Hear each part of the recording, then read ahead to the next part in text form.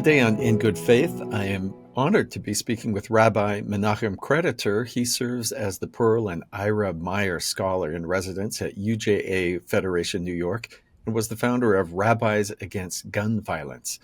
Rabbi, thank you so much for speaking today. Thanks, Steve, for having me. Just a little more background. You are an author, a scholar, a speaker. I was impressed with over 4 million views of online videos and essays, and the rabbi's been named by Newsweek as one of the 50 most influential rabbis in America. And he's written numerous books, and I'm about, when we're done, to dig into this next part, 6 albums of original music. I'm excited. I'm a music guy, so... he and his wife, Neshama Carlebach, live in New York, where they're raising their 5 children. We're at the end of the year, and so Hanukkah comes up, and so does Christmas. And maybe we should start right off by saying, is there a direct translation for the word Hanukkah?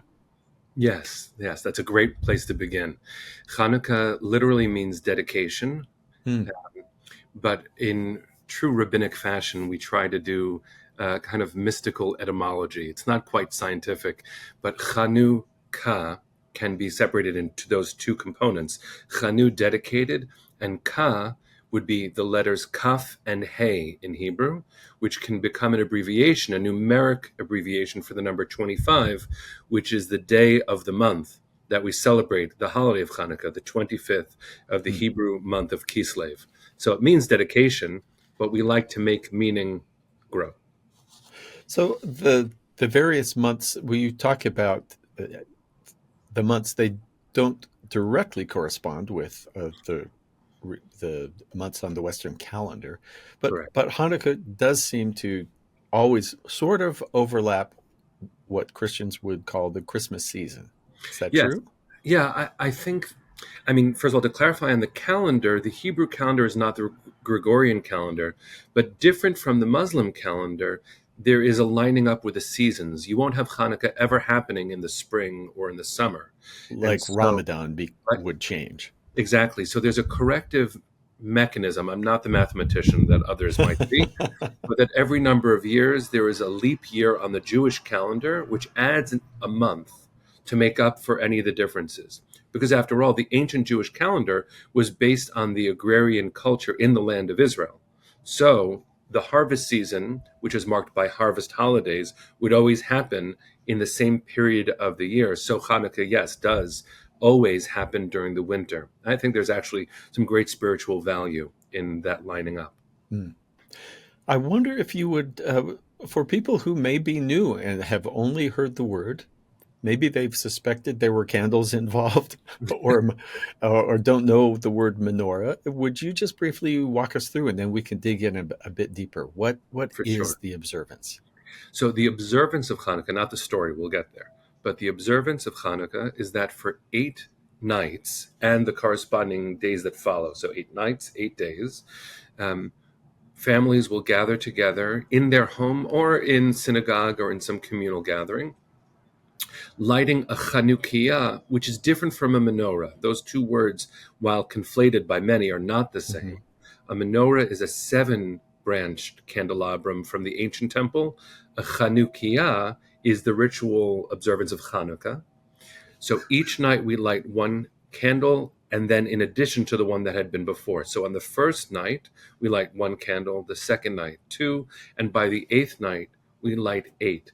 There are beautiful stories as to how that evolved, because that's not actually the original obligation. But that is actually the entire observance. We say the blessings, we light the candles, we witness the light, and that's it. In America, it became a little bit different, but that's the observance at its core.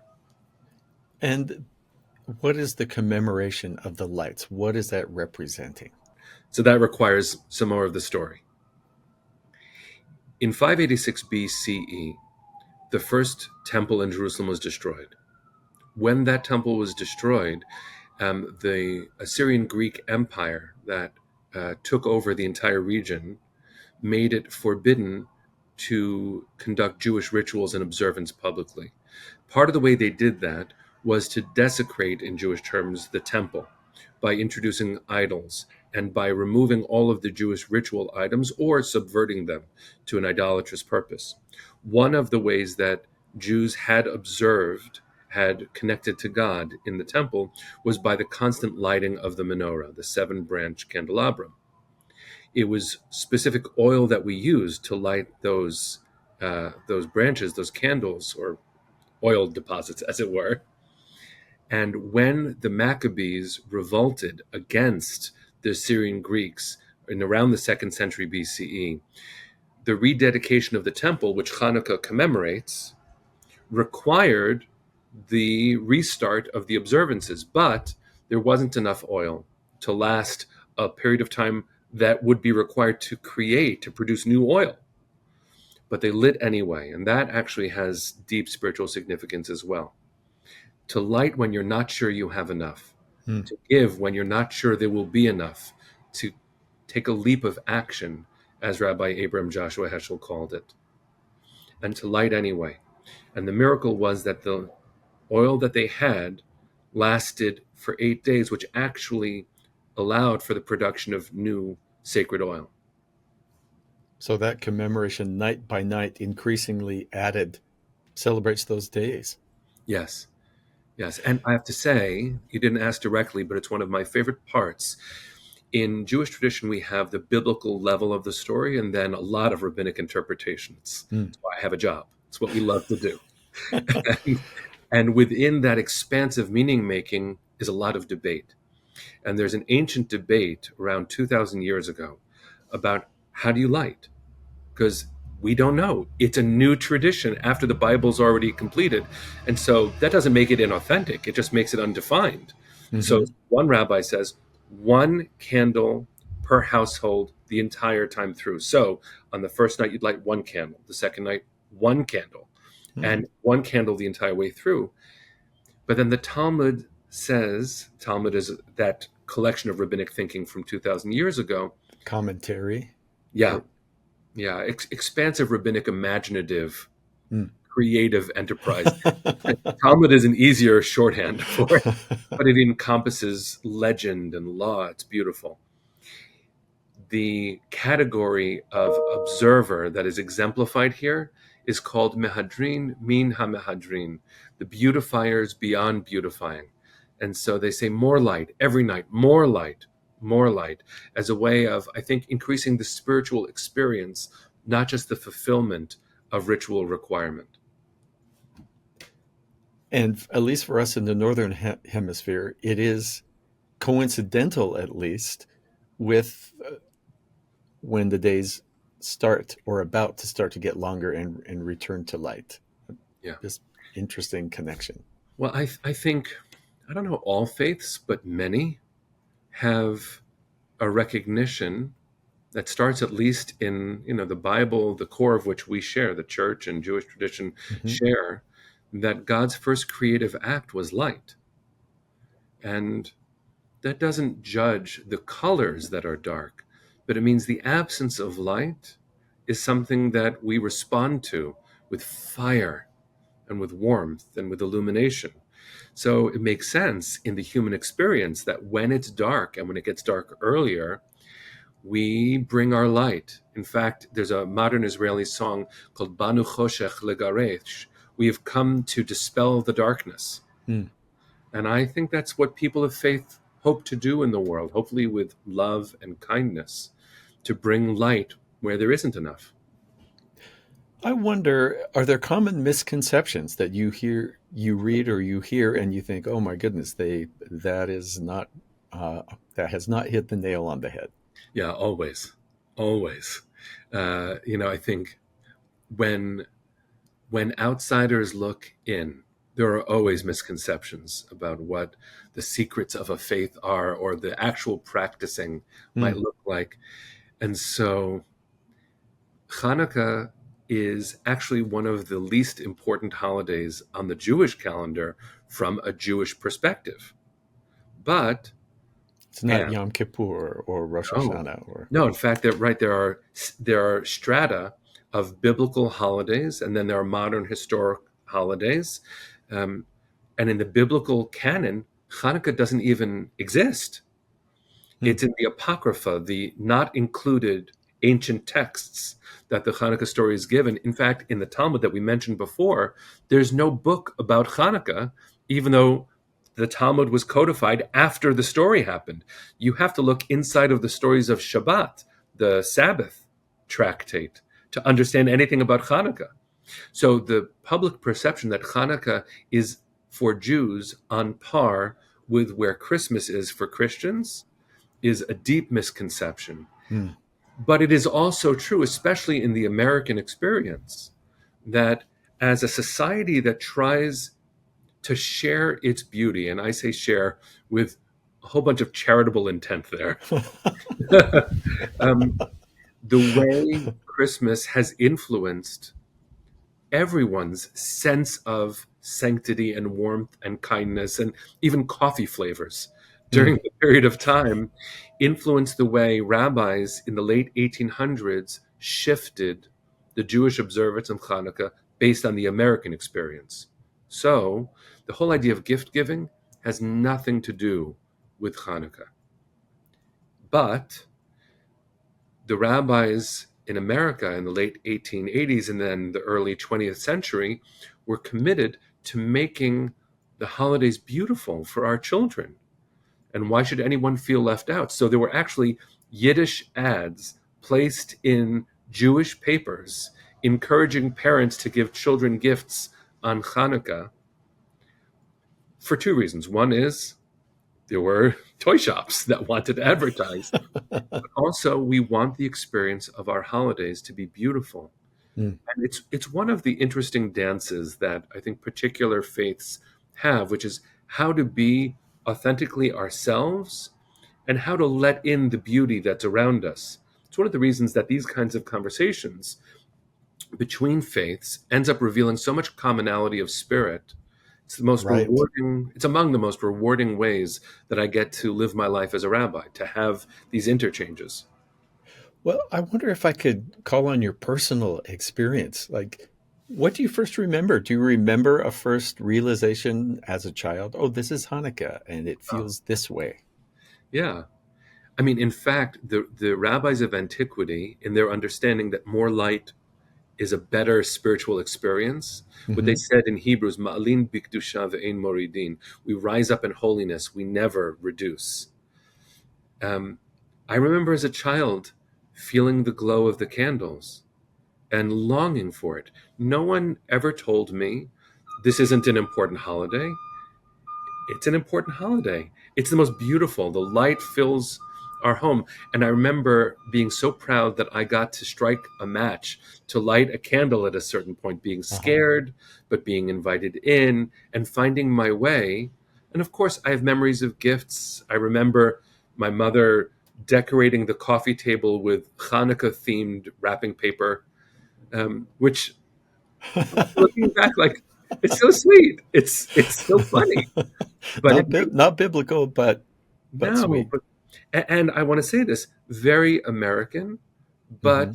it didn't make me miss the gift for the gift wrapping. It actually brought me closer into the experience of joy and renewal and rededication because not everything is reduced by the aesthetic intention. Sometimes it actually helps the spiritual connectivity. I'm wondering because you and your wife have a number of children, Hmm. do you see that this observance connecting them to their heritage and their tradition and their faith? Yes. Yes, I'll say for a number of reasons, Hanukkah becomes more important over time. Also, because it's less burdensome as rituals go. Uh-huh. You know, the experience of Yom Kippur, for instance, the holiest day on the Jewish calendar, is an extraordinarily demanding one. It involves abstinence from all sorts of pleasurable things, eating and drinking. It requires a lot of time in prayer, in synagogue. And while I find those very rewarding, I don't think children necessarily do. Mm. So to have a holiday that is easier and more fun and illuminating and inclusive, and then each one of them has their own Chanukiah. So by the end, it's a bonfire in our home, which, of course, from a fire marshal perspective, is worrisome. But from a family experience and from a personal growth experience, it is literally stunning to stand witness to the glow in our own home. And a dimension that we actually haven't spoken about yet in our conversation is the placement of the Chanukiah, because actually one of the requirements, and this has been complicated in certain moments of Jewish history, is to place the Chanukiah where it can be seen outside of the home. It's Ah, called in Aramaic, actually, Pirsume Denisa, publicizing the miracle. And in different moments of Jewish history, that was a risk to take. yeah. Painted a target in anti Semitic contexts on your own home. And there are wonderful, exceptional stories where a town in Wisconsin, after an episode of anti Semitism, everyone, Jewish and not, lit Chanukiot in their own windows to stand in solidarity. There are glorious moments like that to talk about. Yeah, that's And there are, very moving. it's very moving. And, we are currently, I hope it ends very soon, in a moment where there is a significant uptick in anti Semitism in the United States. These moments of solidarity, where if there's a public display of a Christmas tree, that there is sensitivity and solidarity shown in the public sphere to have a celebration of Hanukkah too. It doesn't equate them. It might be confusing for many to see the conflation of them, or it might make a Christian person think that Hanukkah is the same kind of holiday. It might even make Jews think that Hanukkah is similar to Christmas in significant ways. But I think it's worth the risk, because each of these is a public symbol for the belonging that every faith deserves, Yeah. certainly in America and around the world.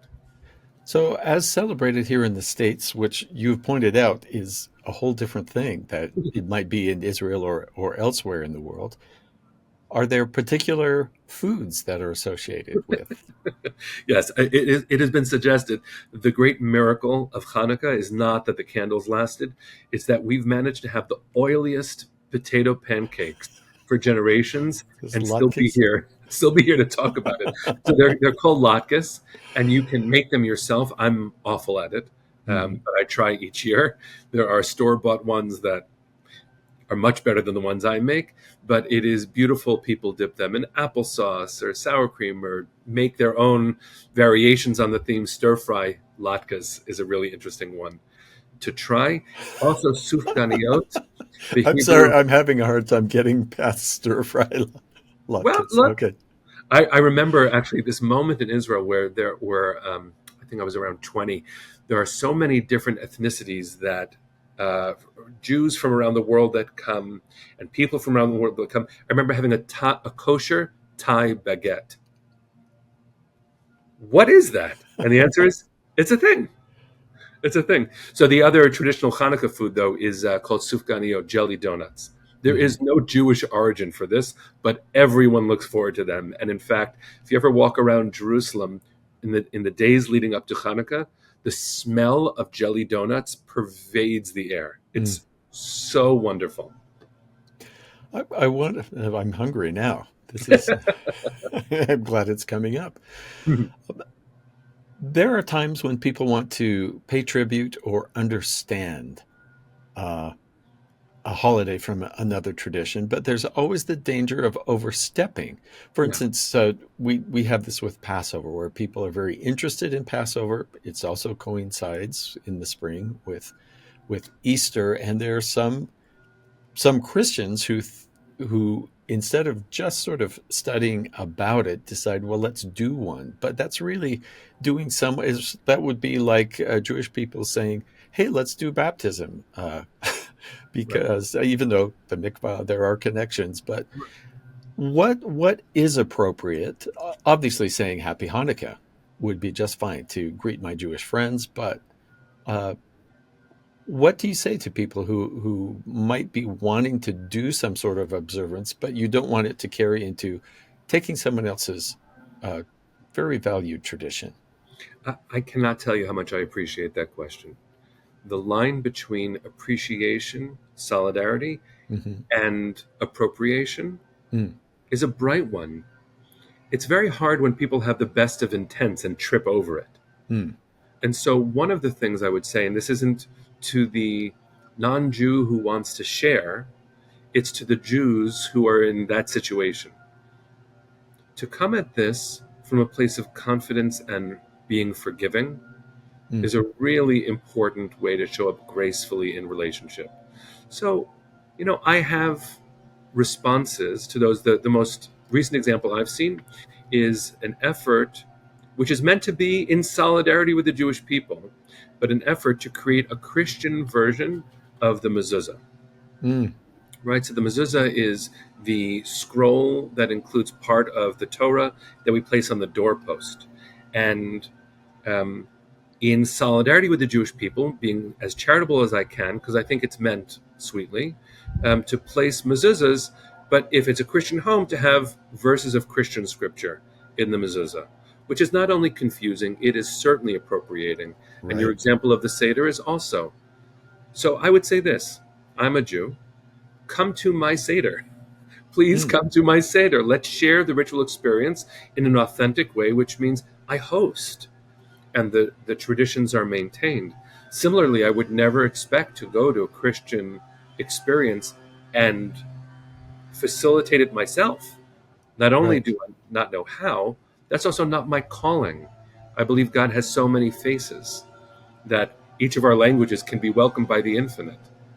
So, to your simpler question than my more complicated response, if someone who isn't Jewish wishes to connect to someone who is Jewish around Hanukkah, simply saying Happy Hanukkah is the whole game. Mm. If you want to be really nice, give a gift. But that's not Hanukkah. That's just you being a nice friend. I'm wondering, uh, not just Hanukkah, but the different observances, and you've mentioned some of them, uh, Yom Kippur or Rosh Hashanah recently, Sukkot. Um, how do those connect you with your tradition? Those, it's not the weekly time on Shabbat in the Yeah. synagogue, but those special, those once a year, those types of things. How do they connect you to God and to your tradition? I love these questions. Steve, you are so intuitive in the way that you ask them. Judaism for me is a whole life perspective and experience. And so if I point to this holiday and say, this is how it brings me close to God and connects me to tradition, and then I point to another one and I dissect them, while there's truth in that, and the flow of the year contains many different facets and emotions, I am always swimming in these traditions. The ones that are constant and the ones that are one time on the calendar, even Hmm. ones that are episodic and life cycle based. So I'll just say moments of grief, but I can include in that the Jewish holiday of Tisha B'Av during the summer, where we commemorate the destruction of the Jerusalem temple. It is a deeply sad day. I can include in that Yom HaShoah V'Hagvura, the day of Holocaust and heroism, where another very sad, large time is compressed and remembered in a day. And recently, I can include October 7th on the secular calendar, or the holiday of Simchat Torah, where it coincided with October 7th in 2023. Hmm. Those days remind me to be very grateful for what I have and to be cautious with the fragility of Jewish safety and to not take that for granted either. And it's not on the other side. They're all of these sides speak to each other. The enormous gratitude that Hanukkah tells me about, that Purim, the celebration of sort of Jewish survival in a terribly hostile circumstance, or Passover's notion of birth, of rebirth and national identity. Not only do they sensitize me to the stories about myself, they sensitize me to the world in which I live. So the Torah, and therefore I, extrapolate from the experience of having been a stranger in a strange land, the Passover narrative, not only do I repeat it twice a day when I wake and when I go to sleep, the Torah says 36 times based on that experience to never oppress the stranger because you know what it was to be a stranger. So the larger question that you ask, the largest question anyone can ask, how does it connect me to God? Each one of these holy days includes essential memories, trajectories, and a language of shared humanity. So that there are two sides of this. Whatever I would fight for someone else, their Mm-hmm. human rights, I should fight no less for myself. And whatever I believe I deserve or my children deserve, I should fight for everyone to have as well. It's ultimately each holiday, the larger texture of a Jewish year, makes manifest the central command to love my neighbor as myself, which means, all right, love yourself. Love your neighbor that way too. Some of us have an easier time with the neighbor part than the self part. So these holidays remind me that I'm not alone. I'm connected to my people, and my people is connected to people and therefore to God. And maybe you've partially answered this question, which is, what about your faith brings you the most joy? Hmm. Or your service as a rabbi, whatever it might be, what brings you joy in your faith life? Hmm. So for me, the cherishing of the next generation is the most joyous thing I Mm. know. And I use Hebrew words, though I'm sure everybody has their own way as a loving person to offer this to someone else, be it a child, be it someone else's child, your student, be it a friend, but to share blessing with my children and to know that I'm using the same language that my ancestor Jacob did with his children and grandchildren. There's a lot to point at that's beautiful in tradition, but there is nothing holier than blessing my children with biblical words. Oh, that's a beautiful connection.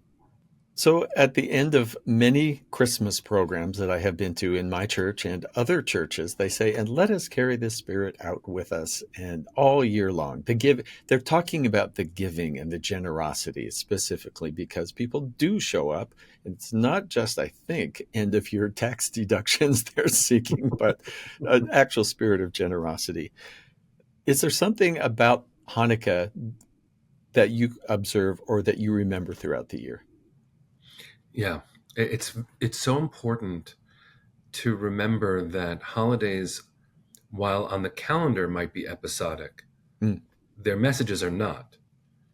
And so Hanukkah is, in so many ways, an encouraging holiday. It invites courage, it invites bravery. To put your light out where people can see it is to say, world, I'm here. I have something to offer.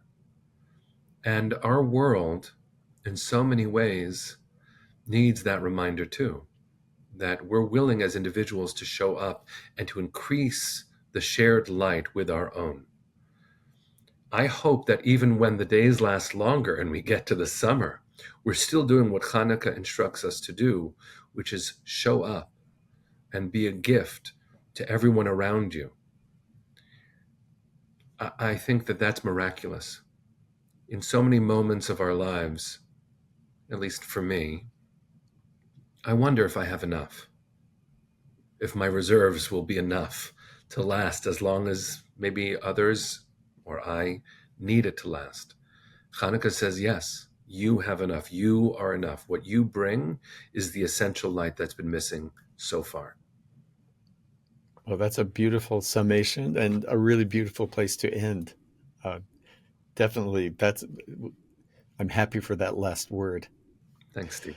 Rabbi Menachem Creditor speaking to me today from his home in New York. Thanks for talking with me in good faith. Thanks for having me, Steve. Bless you.